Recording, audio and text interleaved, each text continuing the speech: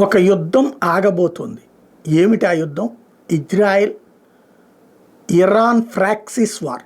Iran తరపున యుద్ధం చేస్తున్నటువంటి వాళ్ళు లెబనాన్, యెమెన్, పాలస్తీనాలో ఉన్నటువంటి హమాస్, హిజ్బుల్లా, హౌతీ వీళ్ళందరూ కూడా యుద్ధం ఆపేటందుకు సిద్ధపడుతున్నారు.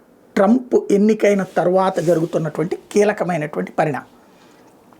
యుద్ధాన్ని అంగీకరించకపోవడం ఒక ఎత్తు అయితే, సీజ్ ఫైర్ కాల్పుల విరమణ అన్నటువంటిది ప్రకటించాలన్నటువంటి ఒత్తిడి అమెరికన్ సెక్యూరిటీ ఫోర్సెస్ నుంచి వస్తుంది. లేదంటే అంతం తప్పదన్నటువంటి హెచ్చరిక ట్రంప్ చేసినటువంటి నేపథ్యంలో హమాస్కి ఇజ్రాయెల్కి మధ్యన ఖతార్లో తాజాగా చర్చలు జరిగినాయి.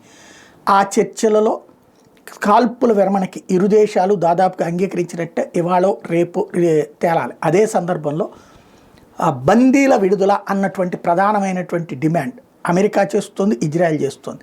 అది తేలితే అసలు విషయం పరిష్కారం అయిపోతుంది. ఒకవేళ బందీలు ఎవరు బ్రతికిలేరంటే ఇక హమాస్ కాదు, గాజా పతనాన్ని ఎవడు ఆపలేడు. అమెరికా కూడా జోక్యం చేసుకుని మరి బూడిద చేసి వదిలిపెడుతుంది.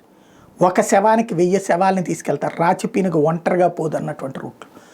అలా కాకుండా 100 మందిని కనుక చూపించగలిగితే, వాళ్ళని విడిపించగలిగితే యుద్ధం ఆగుతుంది.